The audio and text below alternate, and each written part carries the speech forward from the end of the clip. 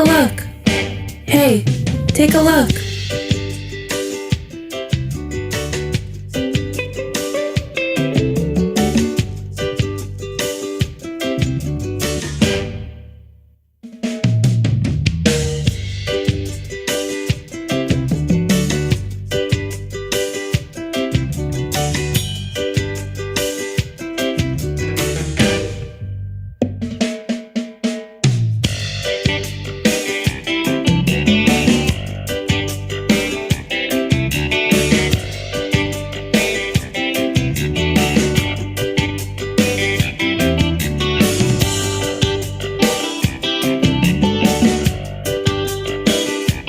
Hey, take a look.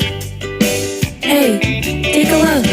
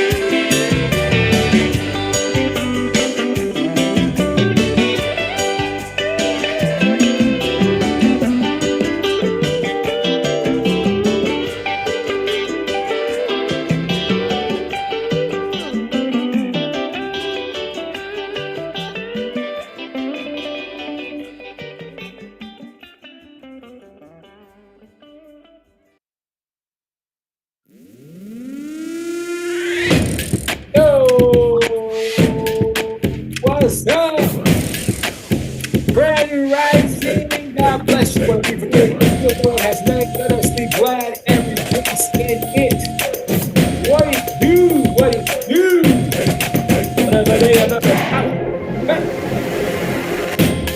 Yeah.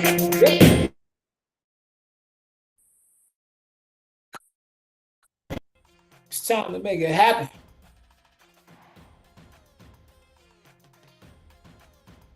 How you feeling this morning, baby? Oh yeah, we ready.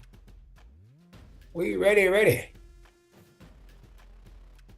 Turn me up in my headphones a little bit. That what they say, rappers? Turn my mic up. Yes, hope y'all having a beautiful day this morning. Oh, feeling good, feeling great. What a beautiful day it is. The good Lord has made. Let us be glad and rejoice in it.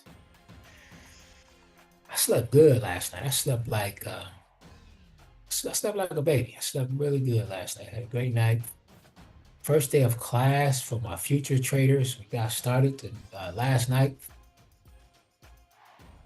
Man, nice. Oh, future's looking bright, right? So with that being said, you got to talk about your future. Might as well go ahead and put you some of that good word up there. Food for thought, food for the spirit. Then the word of the Lord came to him. This man will not be your heir, but a son who is your own flesh and blood will be your heir. Now, this right here comes from Genesis 15:4. NIV. Just when you think it's all over and nothing's going to happen, what does God do? Turn around and do the impossible. I just love it because that's his department. That's the department that he runs. He runs the impossible department. Right? Right, y'all? So thank y'all. Like, share, and subscribe to the channel. Go to allbarelite.com and like, right? Follow us all our social media handles down at the bottom of our screen or our website. Quick disclaimer, you can take a screenshot of this. I'm just going to read the highlighted parts. This is for educational purposes only. Past profit is not guaranteed future results. This company does not guarantee any profitability or any trading decision that you make. It's at your own risk. So I'm not responsible for anything that you do. But if you do want to know how to do what we do and why we make the calls that we call, then go over to allbarelite.com and register for the Easy 80 trading program. Just click right here, right? Fill that out. I'll get back with y'all myself. Yeah. All right. So that's about it, y'all. I mean, I think it's about time to get busy, right? So let's go ahead and jump on over. I got the charts up. I'm ready, but let's just jump into this news and see what's newsing. All right. So looking really mellow yellow around here today. A little orange, 2 p.m. for USD.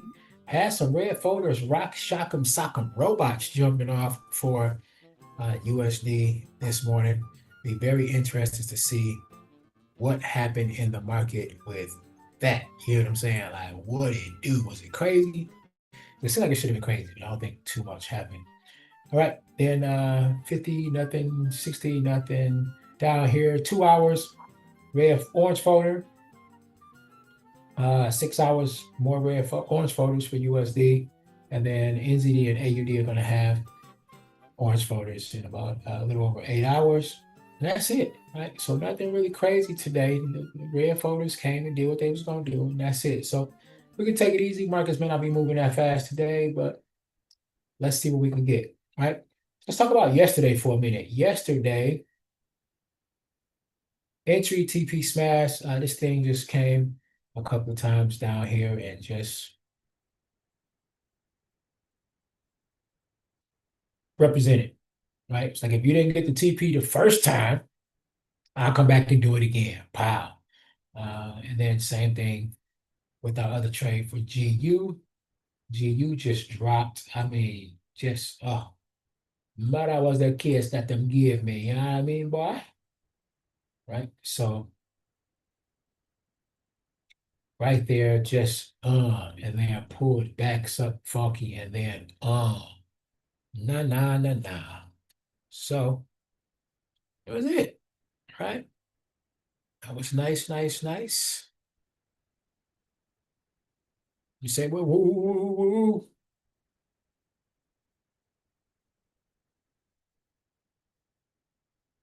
So what are we doing today?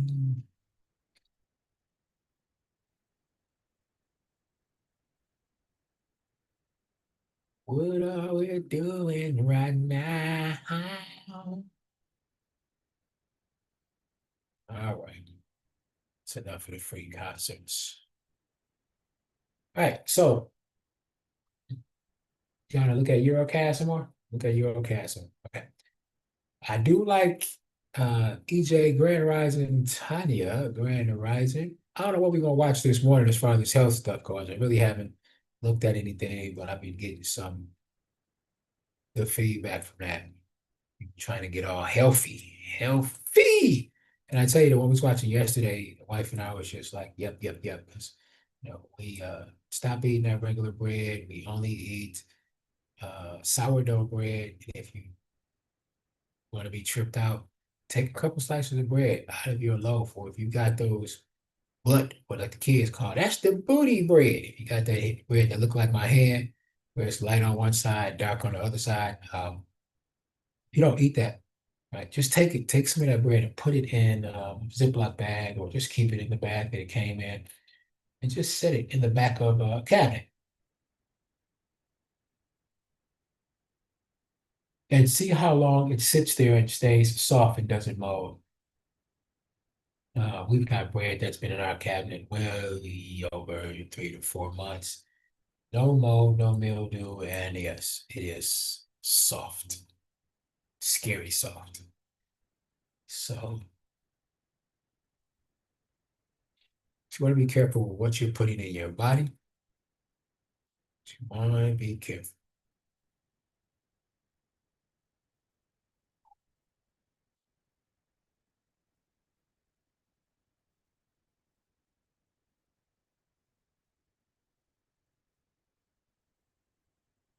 This Euro CAD trade,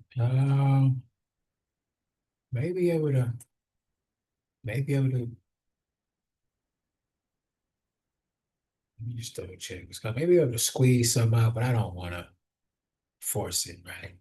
Don't want to force it. Does look good. Like there's good potential for this thing, to give us a couple of pips. Let's see if we can set ourselves up.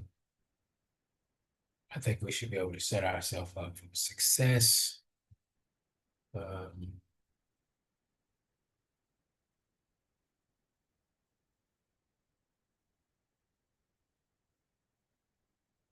Taya, did you get a chance to check out that 1 hour time frame? What you think about the 1 hour time frame?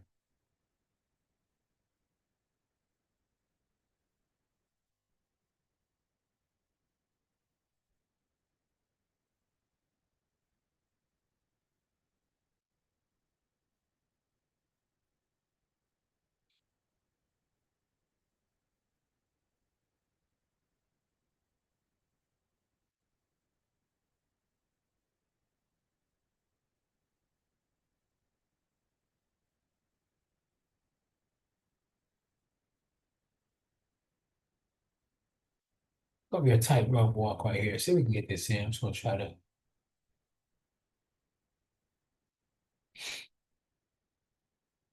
just setting up right now. There's our entry, and here is our take profit. Setting up for sell stop, Euro CAD, sell stop, Euro CAD.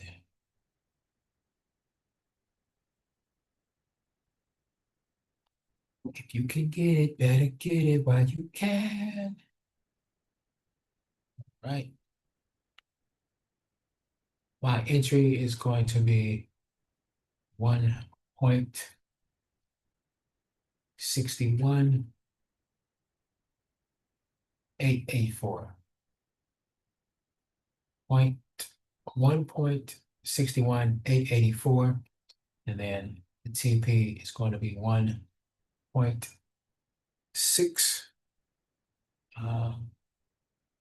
61,781. Okay, so that's 1.61781. Right. Tried to told you. Watch yourself. I know. Go ahead though. Shake your fast. All right, we are in on CAD. We are in on CAD. Shake your TP. Watch yourself.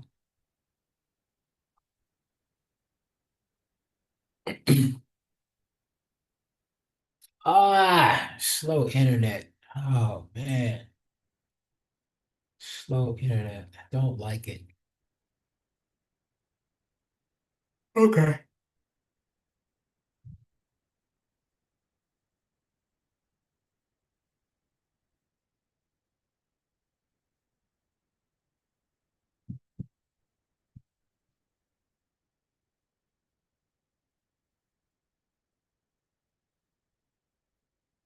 Excuse me for the yarnies. Excuse me for the yarnies.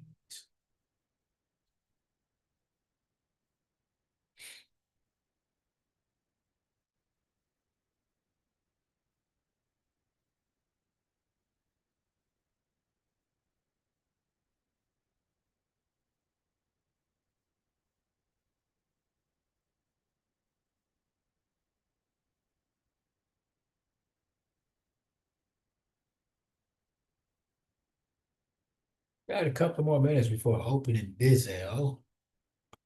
Couple more minutes for opening bell. Those of you that made it to class last night, if you are on here, what a great class we had.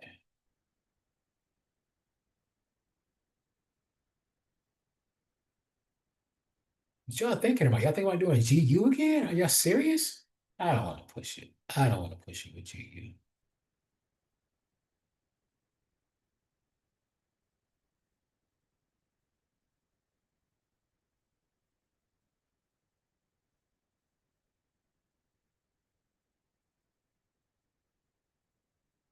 Look at that cat JPY. Ooh, cat, why you doing so bad?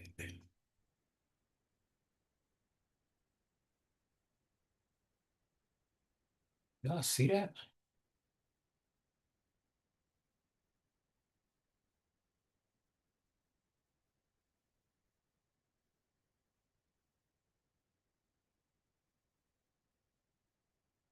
Why you treat me so bad? I don't know why, cat. Why you treat me so bad? Treat me so bad. All right, where we at over here?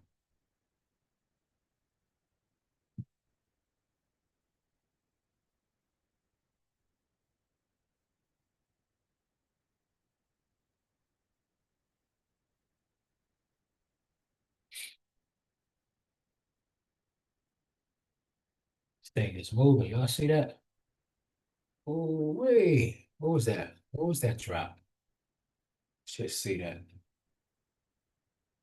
Here to here. It's 28 pips. That was a quick dipper. That. Look at that. Sarsaparilla sauce.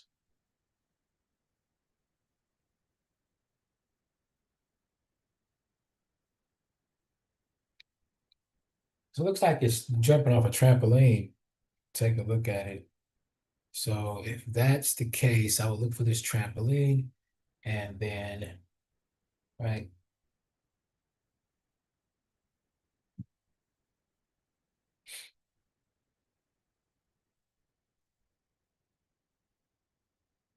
look for the wise guy by.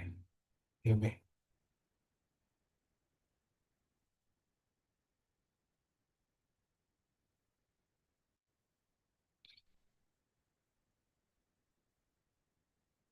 Just being patient, looking to see if Mr. B is going to show up.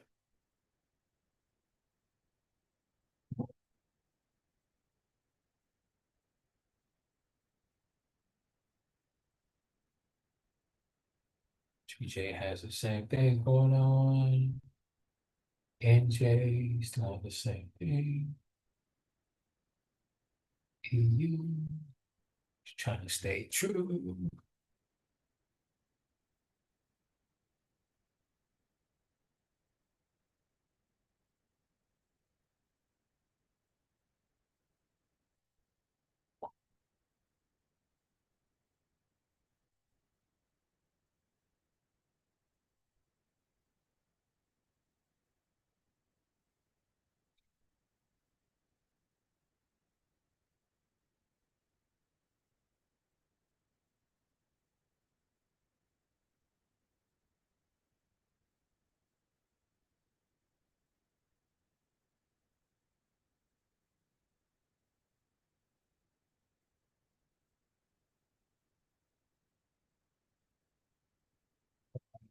See what we got here with the NU. Coming up off of a brick wall. Double whammy. Double whammy. Ring out the Grammy. So I'm thinking trampoline action. That's a lot of moving. That's a lot of moving. Let's see. Not sure how far we are from the trampoline. It's like 7.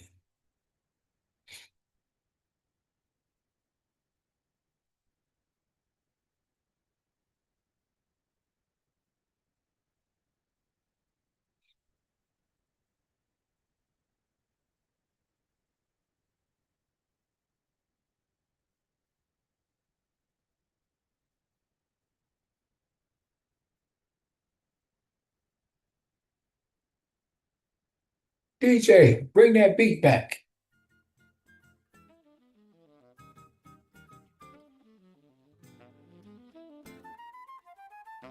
All right.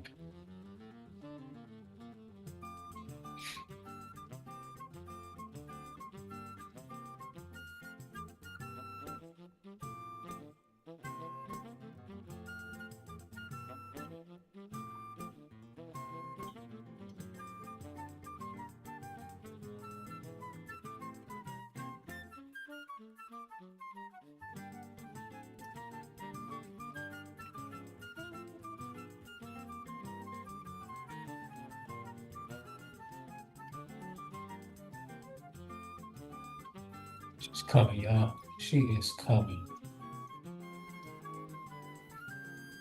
All right. Set up a sail stop on NU. Setting up a sail stop on NU.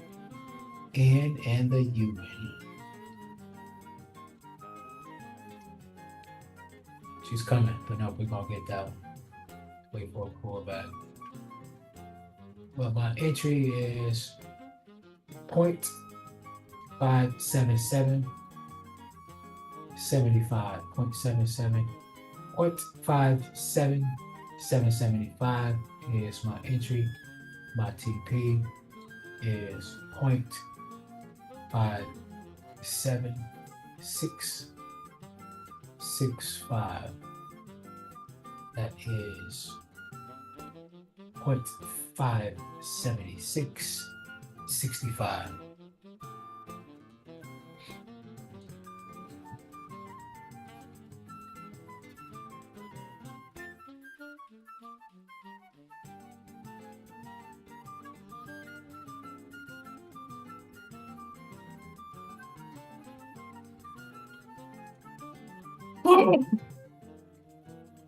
Thank you. Thank you. Thank you for the blessings.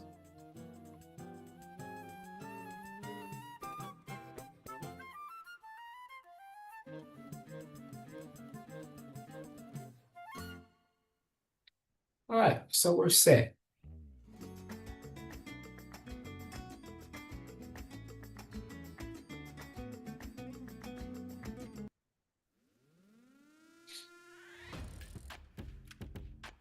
All right, if it's not too much for you, right? I don't want somebody going out their way or hurting themselves.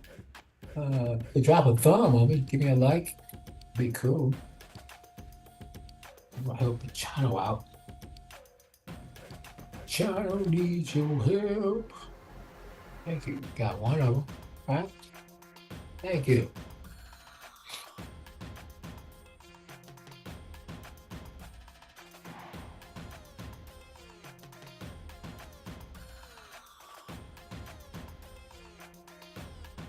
All right. Got a couple of thumbs. Look at them thumbs. We thumbing now. No, we thumbing. All right.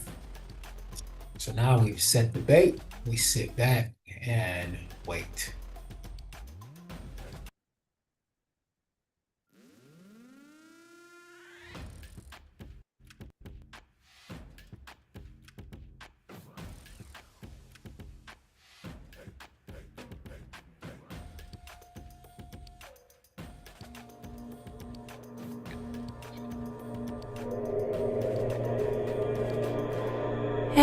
Hey, take a look, take a look. Hey, take a look, take a look. Hey, take a look.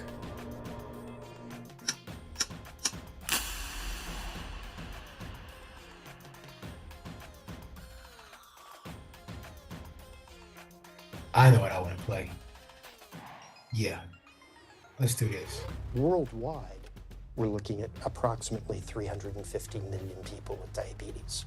There's no question that we're in the midst of a diabetes epidemic. Right now, 1 in 3 Medicare dollars is spent in the care of people with diabetes. 1 in 10 total healthcare dollars is spent on people with diabetes. There's no question that this is a major problem. What in particular is the correlation with the diet and diabetes? I'm not going to get into that. Into diet? No.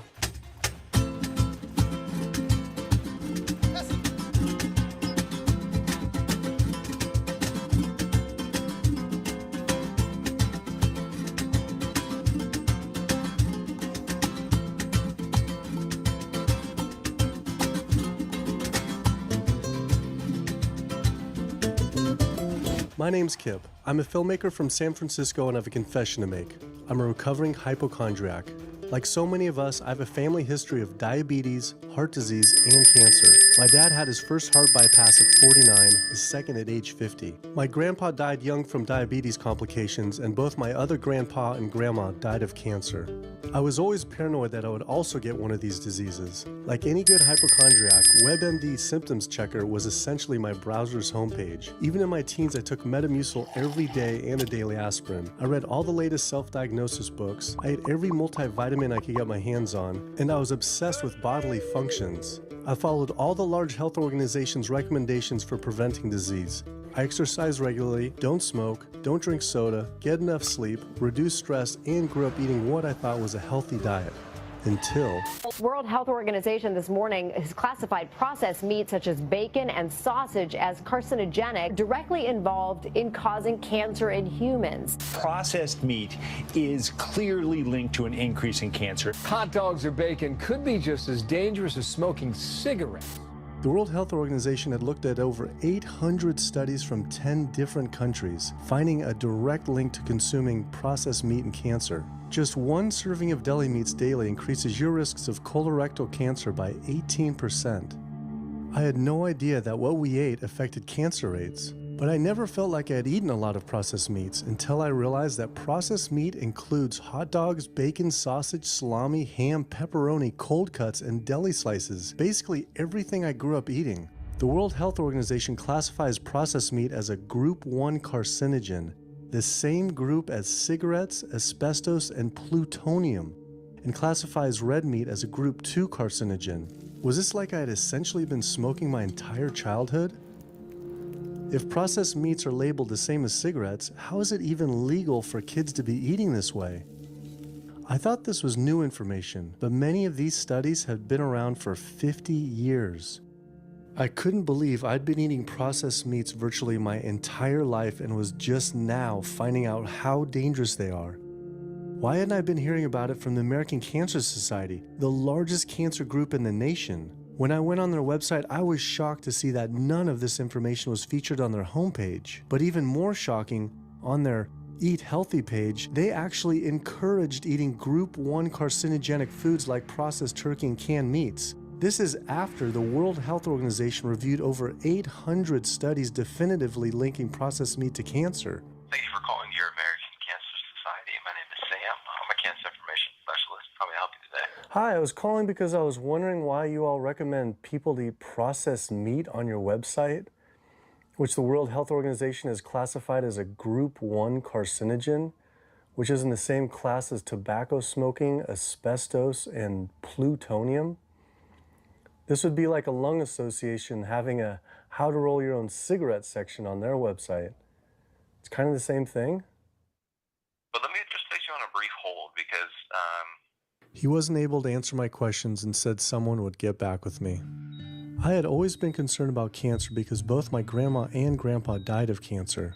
I wondered if things would have been different had they known the link between diet and this terrible disease. In the US, 1 out of every 4 deaths is from cancer. Oh, Hey, sweet. hey, American take a Cancer look, take a Society rep look. confirmed an interview Hey, this week. hey, take a look, take a look. Hey, take a look. So we just went in for the interview with the American Cancer Society rep, and the security guard said there's no interview scheduled.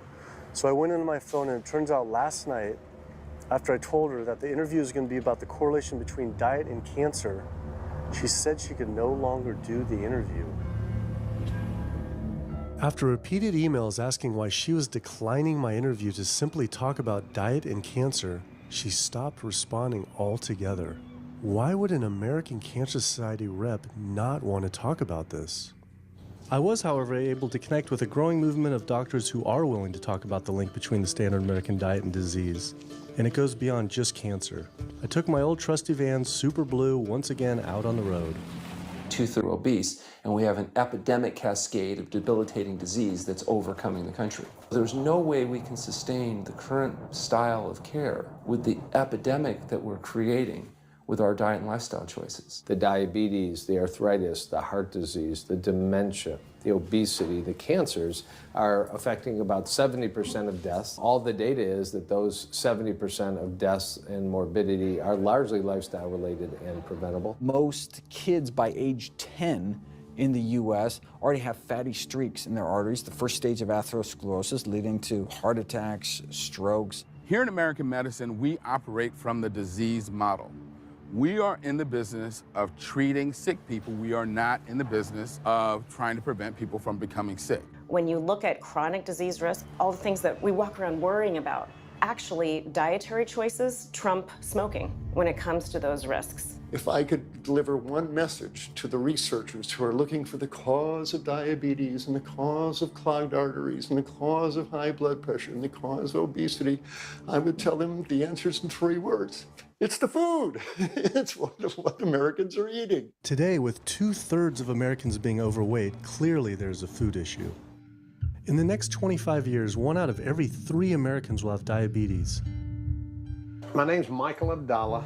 I'm from Atlanta, Georgia, and unfortunately I was diagnosed about 10 years ago with diabetes, and 8 years ago I had 2 stents put in. I don't know where to go, I don't know what to do. You're just like out of options and you don't know what to do. You're taking medicine, you listen to this doctor, and the cardiologist says take this, and the endocrinologist says take that, then your general practitioner doctor says you don't know what's going on here, and it's a real challenging thing, and it's something that you don't want to get it. You just don't want to get it. Government and media almost exclusively blame lack of exercise and sugary foods as a cause of diabetes. But I wanted to talk with an actual expert on the role of diet and diabetes. I went to speak with premier physician, diabetes expert, and researcher, Dr. Neil Barnard. What role does sugar play in causing diabetes? It drives me crazy.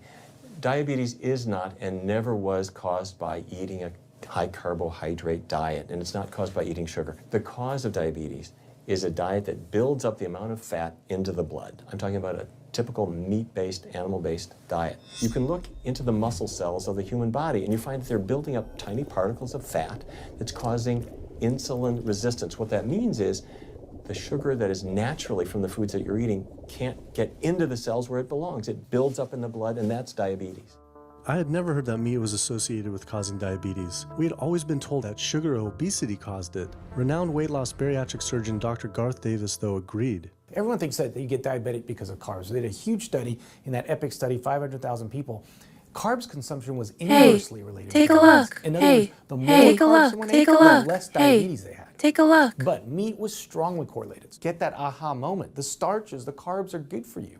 They're not bad for you. This idea that carbs make you fat is utterly ridiculous. Carbs cannot make you fat in and of themselves. We have storage in our muscles and in our liver for carbs called glycogen. So when we eat carbs, we either store it or we burn it. Now, eat fat, that goes straight to your fat. Your body can't turn those carbs into fat unless you're really overdoing the calories. Obesity, it's a death sentence. You're at much higher risk of getting cancer. You're almost certainly going to get diabetes. I mean, no one wants to fat shame, and we all want everybody to be comfortable with our bodies, but this movement to be comfortable with our bodies has made us comfortable with being sick, and that's a huge problem. I go into the hospital and I look around me, people on dialysis, all these sick people, and just about every disease in there is because of what people are eating. Here's the thing. If I eat a sugary cookie, The sugar lures you in like the Trojan horse, but waiting inside that cookie is a huge load of butter or shortening, and that's what fattens you up, and that's the part that leads to the diabetes. It's the fatty foods, not really so much the sugar. It's not that sugar is good for you. There's no nutrients in it. It's excess calories. But when you eat sugar, you don't get inflammation right away. When you eat sugar, you're not getting plaques forming in your vessels. When I'll try to bring it back in. I realized there was so much more about diet and disease that I hadn't ever learned. It felt as if this information had been practically withheld. Processed meat causes cancer. Sugar doesn't cause diabetes. I had doubt about the claims these doctors were making, so I did some searching on my own. Harvard researchers looked at 9 prospective studies finding that just one serving of processed meat per day increased risk of developing diabetes by 51%. The link between eating meat and developing diabetes became undeniable. But when I went on the leading diabetes organization's website, the American Diabetes Association, not only did they not have this information front and center, they were featuring recipes for red and processed meat. And on their recipes for healthy living, they had bacon-wrapped shrimp? What the hell? All right, send an email to American Diabetes Association, see if they'll get back to us. As destructive as diabetes is, it pales in comparison to heart disease. Over 17 million people die every year from cardiovascular disease. It is the leading cause of death around the world. Nearly 1 out of every 3 people will die from this disease. The amount of people who die from cardiovascular disease is the equivalent of 4 jumbo jets crashing every single hour, every single day, every single year. My name is Amy Resnick, and I'm from Swampscott, Massachusetts, a little bit north of Boston. And I recently went to my doctor for asthma because I had a very hard time breathing. And while there, she did some blood work, and one of the tests was C-reactive protein, and on a scale from there was a scale of 1 to 3, 1 being low for cardiac event, 3 being high for cardiac event, and my number was 10.82. What does that mean? That means I am on the road for a heart attack, and she said probably within the next 30 days. 30 days? 30 days, if I'm going the way I was going. I take this for my heart arrhythmia, take this for pain, oxycodone for pain, and lorazepam for stress, cyclobenzaprine for a muscle relaxer, also take Topamax and Prozac, and I also use a CPAP machine to help me breathe, and my asthma has been so bad this past year, I use it during the day as well to get some air. I am tired when I wake up, I'm tired during the day, I take a nap, I'm still tired, I can't breathe, and I know I need to make a change for my health, or else I'm not going to be here for my family. When we speak of heart disease, I would say the role of alcohol is pretty small. The role of sugar is very small too. Smoking is big, but the good news is that most people have quit or never did smoke. The problem with animal-based diet, its contribution to heart disease is huge and it is pervasive. All this expensive imaging, procedures, bypasses, medication, none of which has one solitary single thing to do with the causation of the illness. So you die of a completely benign foodborne illness that never had its causation treated. When we eat these kind of dead meat bacteria toxins, within minutes, you get this burst of inflammation within your system such that you basically paralyze your arteries. You get this stiffening of the arteries, their inability to relax normally in half. So it's not like decades down the road eating unhealthy, there'll be some damage. No, we're talking damage right then and there within minutes of it going into our mouth. Many people are given the diagnosis of Alzheimer's disease when it's not true Alzheimer's at all. The vast majority of people suffer dementia due to their tiny blood vessels in their brain clogging up and their nerve cells being shortchanged of oxygenated blood. And guess where that blood vessel dementia comes from? Those little tiny arteries are clogging up from that steady stream of fat, cholesterol, etc. It's really quite clear from the standpoint of cancer and the standpoint of cardiovascular disease that animal protein plays an enormous role. Is chicken better? It's a question of whether you want to be shot or hung. The flesh food that I would eliminate from the American diet would be poultry, would be turkey and chicken. A brilliant advertising campaign has convinced people that, oh, it's white meat, it's healthier. The leading source of sodium in the American diet for adult is chicken. It can be labeled all natural chicken, but be injected with the salt water, having up to 800 milligrams of sodium. Heterocyclic amines are clear-cut carcinogens, and they can form in any kind of meat as it's heated, as it's cooked. But by far the biggest source is chicken. We sent researchers into fast food and family restaurants. Not only were there carcinogens in every single restaurant, but we found them in every single chicken sample that we took. If somebody brings their family in and they're buying a bucket of chicken, nobody tells them that there are carcinogens. If you're selling carcinogens to people, you've got to warn them that they're in there. But the American Cancer Society encourages people to switch from red and processed meat to chicken.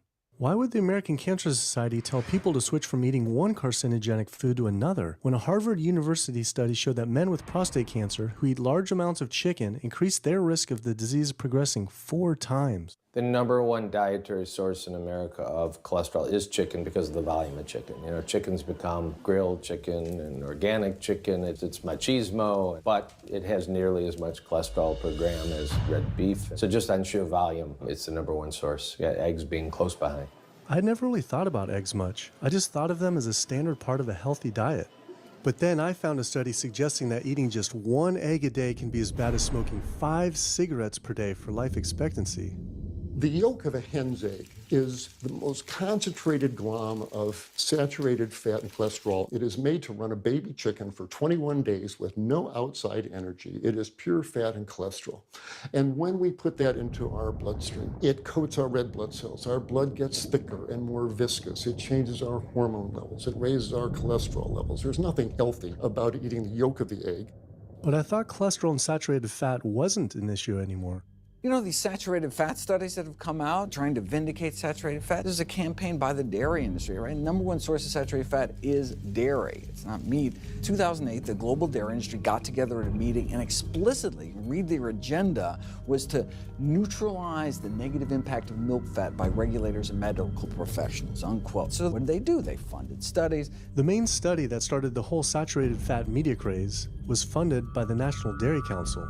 The egg industry similarly funds studies that confuse consumers by making claims that eggs don't negatively affect heart function. That is, only when compared to eating a McDonald's sausage McMuffin? So what they're really saying is that eating eggs is just as bad as eating a McMuffin.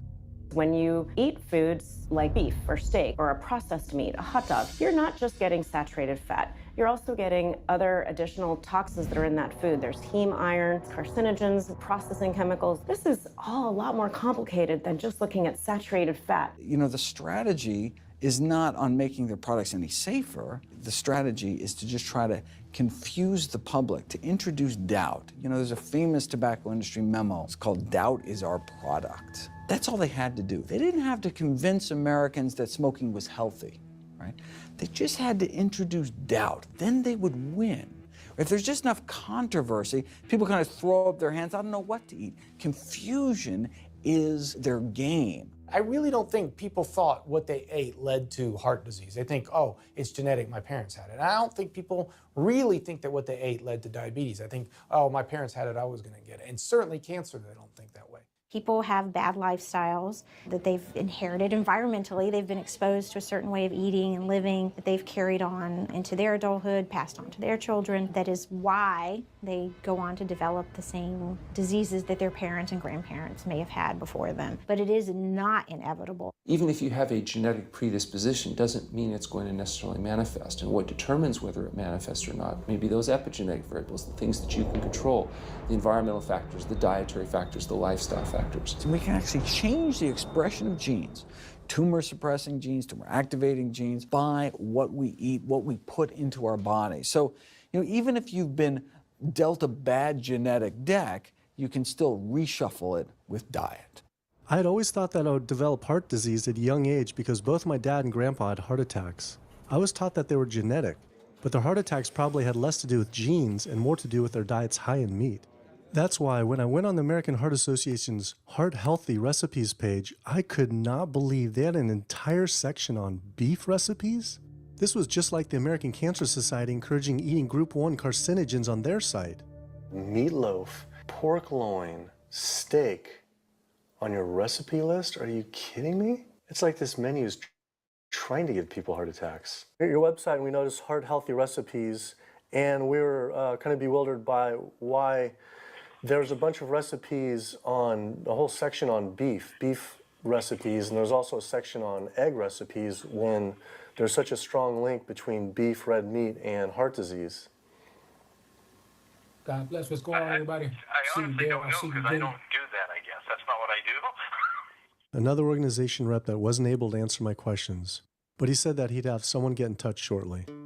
I was, however, able to talk to the president of the American College of Cardiology, Dr. Kim Williams. The American College of Cardiology is a 47,000-member and growing organization with a dedicated mission to reduce heart disease and to improve patients' lives. And if you look at the incidence of hypertension and diabetes and mortality in men, they actually get reduced as you go higher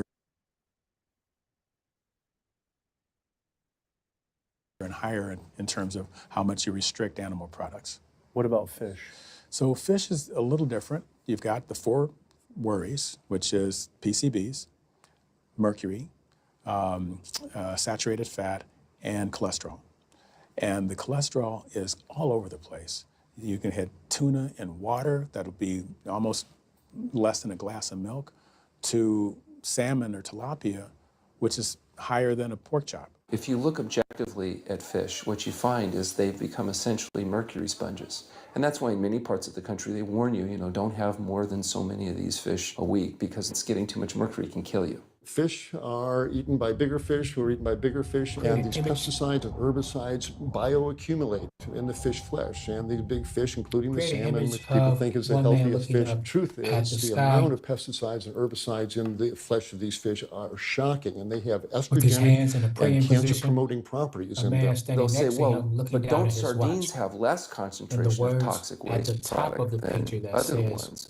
Something being less toxic doesn't make it healthy. It just makes it less toxic. Fish is by no means healthier. All the antibiotics that these animals have to be fed, similar to chickens and turkeys kept in confinement. These fish get infections. They get fungal infections. They get bacterial infections. You've got to feed them antifungals, antibiotics, and these substances accumulate in the fish flesh as well. I always knew that pollution was bad for our health, but I had never thought about the environmental pollutants affecting food. Dioxins, being the most toxic man-made chemicals known to science, cause all sorts of things. They cause endometriosis, they cause cancers, they cause endocrine disruption problems. Most of your exposure, 93% of it, comes from eating meat and dairy products because it climbs up in the food chain so effectively. So you can get exposed to living near these incinerators and breathing it, but it'll take you 14 years to breathe in as much dioxin as a cow will ingest by eating the grass in one day. And that dioxin will accumulate in its fat, which includes the milk and the meat, and anyone eating meat or dairy products is going to get that dose of dioxin, so it climbs up the food chain every step. Men have no way in their bodies to get rid of dioxins, but women have 2 ways. They're both involving having a baby. One is that dioxin crosses the placenta into the growing infant, and the other is that it comes out from the breast milk. So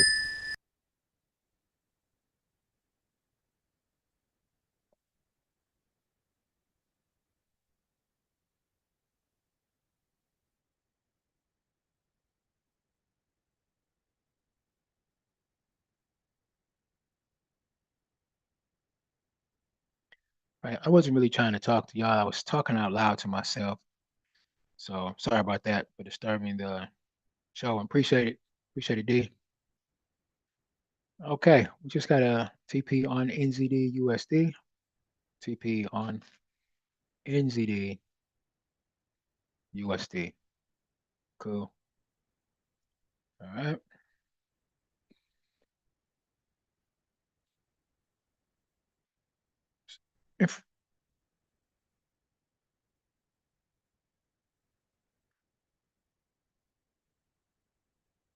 if you have a meat and dairy consuming mother breastfeeding that infant, then the highest impacts of toxic exposure like mercury and dioxins will go to that infant.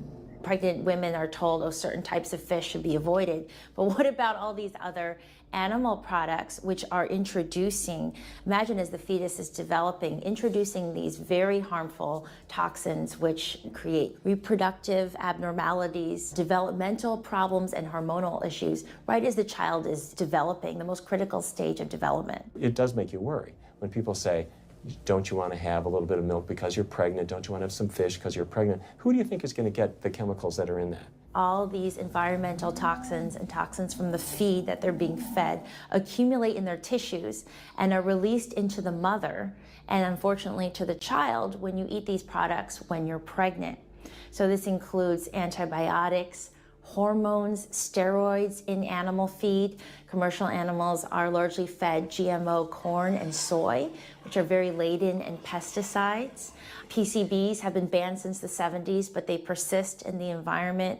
Dioxins, all of these compounds can create hormonal, reproductive, developmental damage as well. Eating organic beef, poultry, pork, or fish will not help you avoid contaminants like mercury, like dioxins, like strontium-90, because they fall out over all sorts of farm fields and water bodies, and they don't skip over the organic fields. And so really the contaminants are coming in regardless of how these animals are raised. I had always been concerned about the possible health impacts of GMOs, but then found out that most of the world's GMO crops are actually consumed by livestock, with dairy cows consuming the most per animal. This fact, with everything I'd learned about bioaccumulation, made dairy terrifying, especially considering how much cheese I ate in my life. Cheese is an amazing product when you think about it. It's probably one of the single best foods at compromising health that you're going to actually feed to people. Think about it. You've got an animal product, so you've got all the issues of biological concentration. You have a highly processed food product, and not only does it have naturally a lot of saturated fat, but you put a lot of salt into it. There's a strong link between dairy foods and autoimmune diseases, and so that can show itself up as excessive production of mucus and exacerbation of asthma in kids who are prone to that, and even adults. And also there's an association between dairy foods and multiple sclerosis and type 1 diabetes, which is an autoimmune disease, and other rheumatologic problems. Cow's milk is baby calf growth fluid. That's what the stuff is. There's absolutely no child or human on earth who actually needs the milk of a cow any more than they need the milk of a giraffe or a mouse. Most people in the world are lactose intolerant. I mean, that's the normal state of affairs. Why would your body create this enzyme to digest lactose after weaning, after infancy? It doesn't make any sense. 73% of African Americans are lactose intolerant, 95% of Asians, roughly 70% of Native Americans, and about 53% of Hispanic Americans are lactose intolerant. Our government is encouraging Americans of color to eat foods that it knows is going to make them ill. Ultimately, what that boils down to is the government is telling me as an African American to eat food that's going to make me ill for no health benefit so that it will benefit dairy farmers. That's a form of institutionalized racism. Yeah, milk is a risky food for human consumption. As a pediatrician, I see on a daily basis children suffering from conditions that are linked or associated to dairy consumption, such as eczema, acne, constipation, acid reflux, iron deficiency, anemia. Cow's milk protein is the most allergenic food. People say, well, no, I want hormone-free, not injected with bovine growth hormone. But milk is this hormonal fluid, so it's just packed with sex hormones and natural sex steroid hormones like estrogen, progesterone. In fact, doesn't matter if it's conventional milk, doesn't matter if it's organic milk. Milk without hormones, that's an oxymoron. Organic dairy has just as much saturated fat and cholesterol and galactose and all the things that you don't want as conventional dairy. Dairy products in general have a lot of other products associated with it, not the least of which is pus. I mean, they actually have laws limiting how much pus you can actually have in a milk and still sell it. I believe it's like 750,000 pus cells per cc. Because, I mean, you wouldn't want too much pus and it'd be like pure pus. People might object. In fact, you could think of cheese as kind of coagulated cow pus, if you would. But I was always told that we need milk for strong bones. Hey, Jane take a look. And not Hey, too long ago, take a look. finally got some x-rays of the hips and back. Severe bilateral osteoarthritis of the hips. And actually, I'm scheduled for 2 hip replacements. That's bone on bone. It's the grinding of the joints. My stability is scary. I hold on to the walls if I'm at home.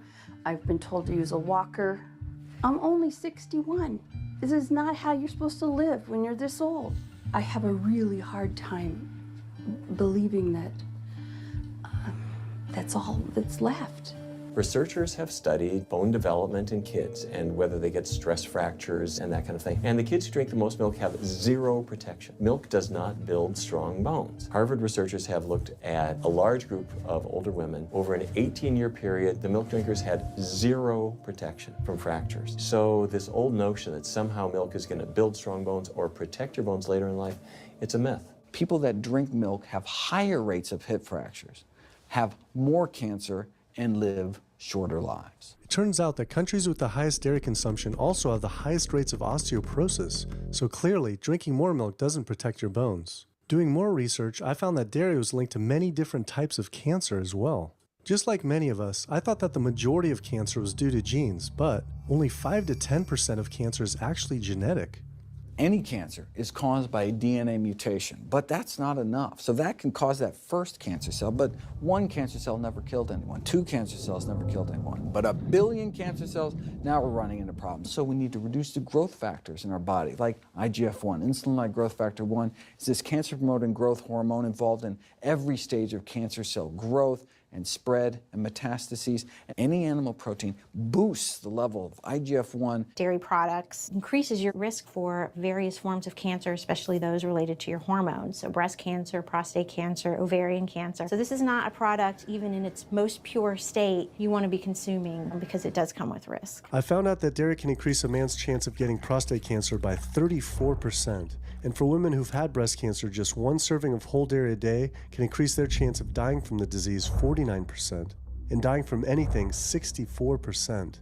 Why weren't breast cancer sites like Susan G. Komen warning everyone about this?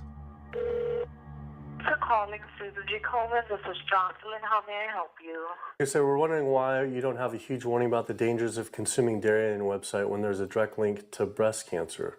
There was a study published in the Journal of the National Cancer Institute that found out women consuming dairy who has had breast cancer increases their risk of dying of breast cancer 49%. I was wondering why it's not on your website. We cannot answer these types of questions. Once again, another health organization rep saying someone else would have to answer my question. Rather than risk being stood up again, I went straight to the local Susan G. Komen chapter to see if they would answer my questions.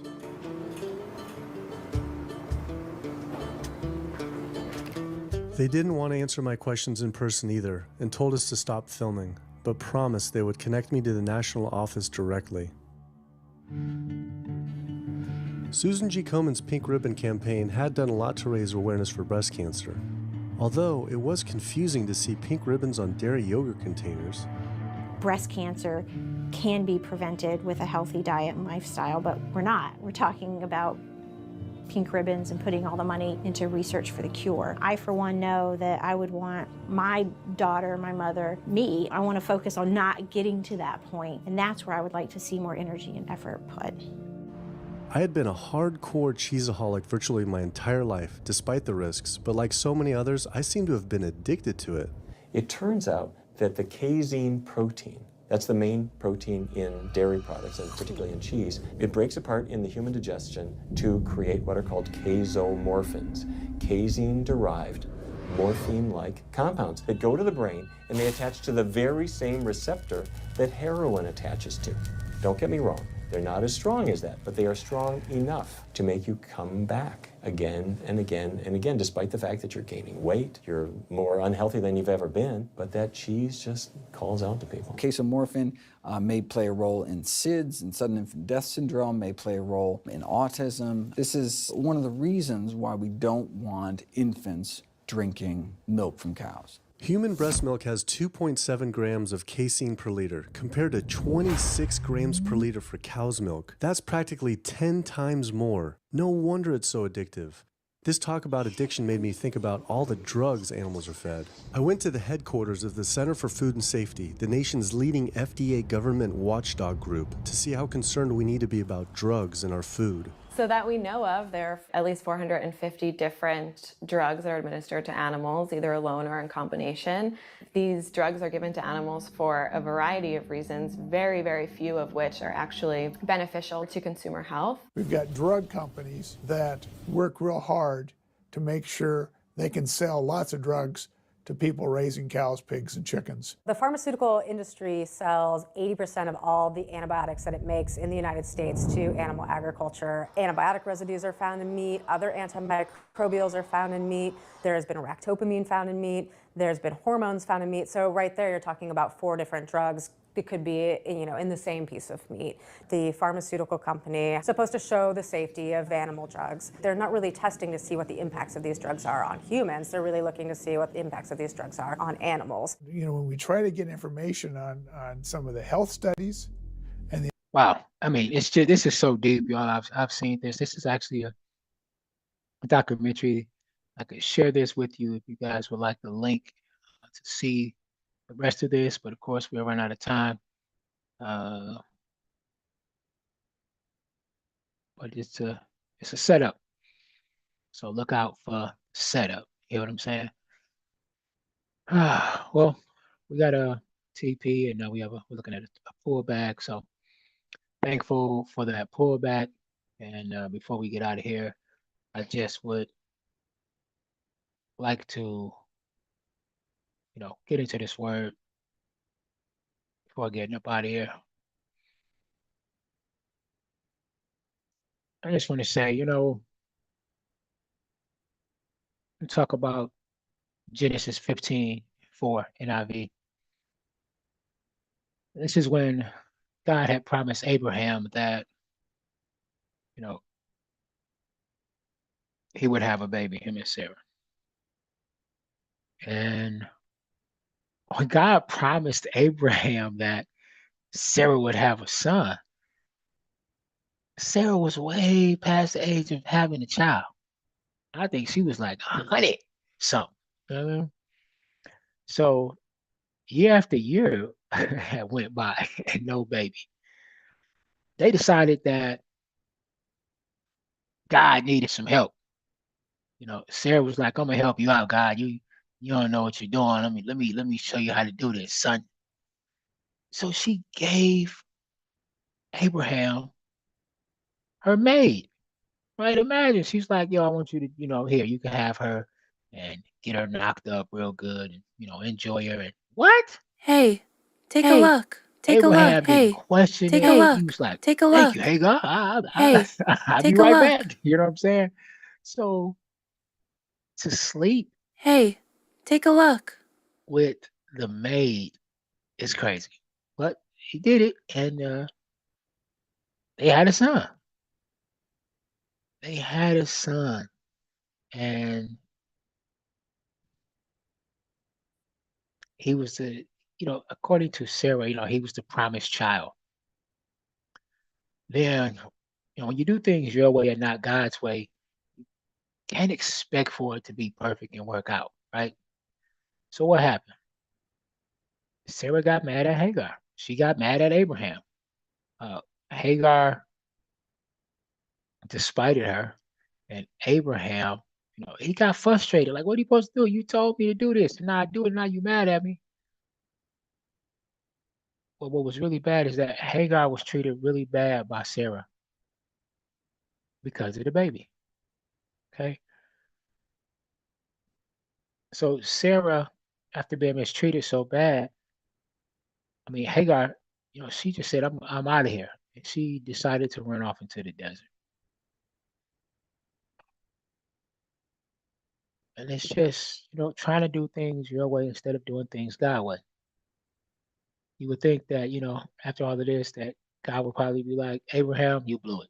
You done messed up, man. I'm done with you, son. That's it.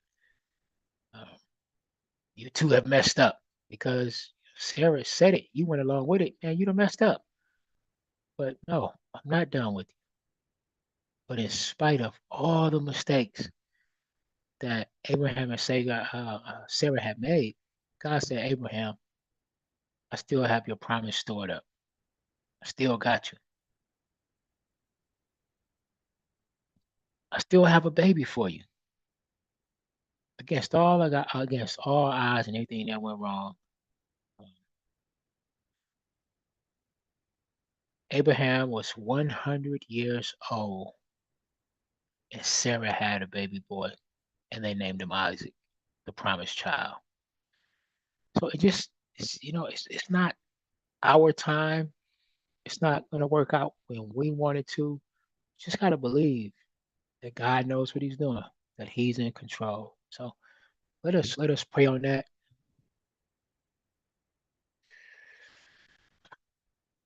Father, thank you that you are the Most High God and you are not limited by what limits me. I ask you to help me to remember that you can do the impossible. You can do all things. When I'm tempted to water down your promise, I believe that you keep blessings stored up, not for my time, but for the right time. I ask you just to give me the strength to be patient and believe and be patient and wait on your time. In your holy name, I pray. Amen. All right. So that's it. Appreciate y'all. And here you go, Tanya. I'll share this with you. And that used Hey, to be on take a Netflix. It was look. called What the Hey, Health? take a What look. the Take Health? a look.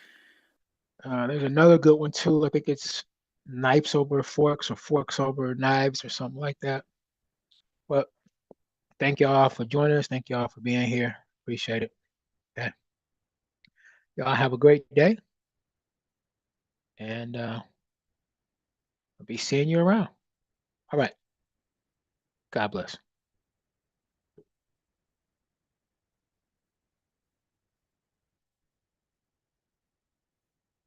And I'll talk to you later on, Daryl. Give me about 45 minutes.